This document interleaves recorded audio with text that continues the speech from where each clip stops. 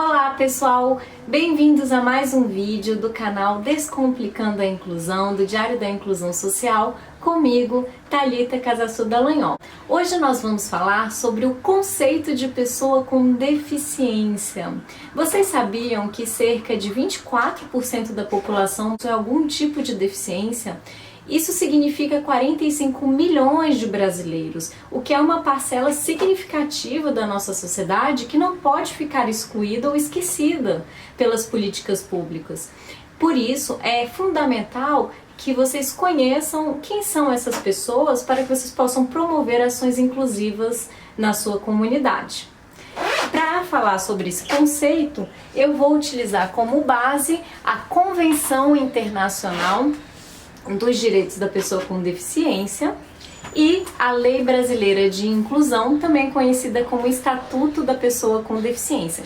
Essas leis são fundamentais para conhecer todo o arcabouço de direitos das pessoas com deficiência, então eu recomendo fortemente a leitura dessas leis, e depois a gente vai falar sobre elas melhor em outros vídeos, tá? Ambas estão disponíveis na internet gratuitamente. Então, conforme a convenção, o conceito de pessoa com deficiência é um conceito em evolução. Ela diz que a deficiência é igual aos impedimentos da pessoa, sejam eles físicos, sensoriais, mentais ou intelectuais, vezes as barreiras que a pessoa encontra na sociedade e que a impede de se integrar plenamente em igualdade de condição com as demais pessoas. Ou seja, nós temos uma fórmula básica aqui: deficiência é igual a impedimentos vezes barreiras. Já a Lei Brasileira de Inclusão, ela traz que os impedimentos eles são de longo prazo. Isso é importante por quê? Porque muitas vezes você fez, por exemplo, uma cirurgia no joelho e teve que utilizar a cadeira de roda por 3 meses. Então quer dizer que você é considerado uma pessoa com deficiência? De acordo com o conceito social, não.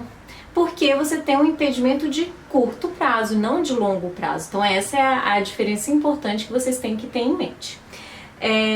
Então nós temos, para vocês entenderem, eu vou exemplificar, vou trazer alguns exemplos aqui para vocês. Imagine uma pessoa com cadeira de rodas. Ela tem um impedimento de longo prazo de natureza física e encontra diversas barreiras para se inserir no mercado de trabalho, como por exemplo o preconceito em razão da sua deficiência, ou seja, isso é uma barreira atitudinal. Essa pessoa também encontra dificuldades em se locomover pela cidade, pois não encontra rampas de acesso adequado, não encontra transporte adaptado, o que são barreiras de natureza física, né? Então você tem barreiras urbanísticas, barreiras nos transportes. Uma pessoa com síndrome de Down que é impedida de fazer matrícula na sua escola em razão da sua deficiência, ela também enfrenta uma barreira atitudinal.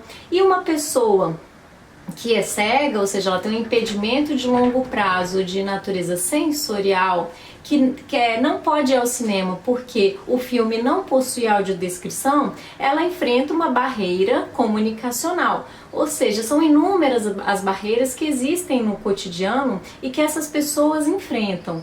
Por isso, é importante vocês terem sempre em mente que a deficiência ela é agravada em decorrência dessas barreiras sociais. E se essas barreiras não existissem, logo não existiria deficiência, porque, voltando à fórmula, deficiência é igual, se você tem um impedimento vezes 0 barreiras é igual a 0 deficiência. Então, por isso que este conceito trazido pela Convenção e pela LB, ele é um conceito social de deficiência, que ele ultrapassa a questão estritamente médica, né? Então o laudo médico ele é apenas um dos elementos que compõem esse conceito. Tá? Antigamente você só com laudo médico já podia dizer que a pessoa tem alguma deficiência. Hoje em dia não, você tem um laudo, mas você precisa entender de que forma os impedimentos eles interagem com as barreiras sociais e impedem que a pessoa se insira na sociedade com igualdade de condições, né? Então, como é que é feito esse diagnóstico da deficiência hoje em dia? De acordo com a Lei Brasileira de Inclusão, existe uma avaliação biopsicossocial da pessoa com deficiência que é feita por uma equipe multidisciplinar de profissionais. Então você tem médicos, psicólogos, fonoaudiólogos, dentre outros, que avaliam essas interações entre os impedimentos físicos, mentais, intelectuais e sensoriais e as inúmeras barreiras existentes, tá? Então, a partir disso, vai ser feita uma avaliação e vai dizer se a pessoa se enquadra no conceito social de deficiência. Depois eu vou fazer um vídeo só falando sobre essa avaliação, sobre o instrumento, né, utilizado para essa avaliação. E outra questão importante quando se fala do conceito da pessoa com deficiência é a terminologia. Isso mesmo, muitas vezes eu escuto as pessoas falando, portador de deficiência, pessoas com necessidades especiais, aquele deficiente. Todos esses termos estão errados. O único termo certo para tratar desse grupo de pessoas é pessoa com deficiência. Então memorizem isso, pessoal. Por quê? Porque quando você fala em portador de pessoa com portador de deficiência, isso dá uma conotação de que a pessoa está portando algo, logo ela pode deixar de portar. E sabemos que muitas vezes a deficiência ela não pode, né, deixar de ser portada, né? Você não porta uma deficiência. Então esse termo não pode mais ser utilizado. Já a questão do termo deficiente, ele traz uma conotação pejorativa, porque ele dá o foco só na deficiência da pessoa e não na pessoa. Então, por isso que o termo pessoa com deficiência, ele é mais humanizado, porque ele mostra que esses indivíduos, eles são sobretudo pessoas como todos nós, ok? Então, este é o termo correto. Bom, pessoal, por hoje é só. Espero que tenham gostado do nosso vídeo. Não esqueçam de seguir o nosso canal e compartilhar, nos ajudando a promover a inclusão na nossa sociedade. No próximo vídeo, nós vamos falar sobre formas de promover a inclusão social.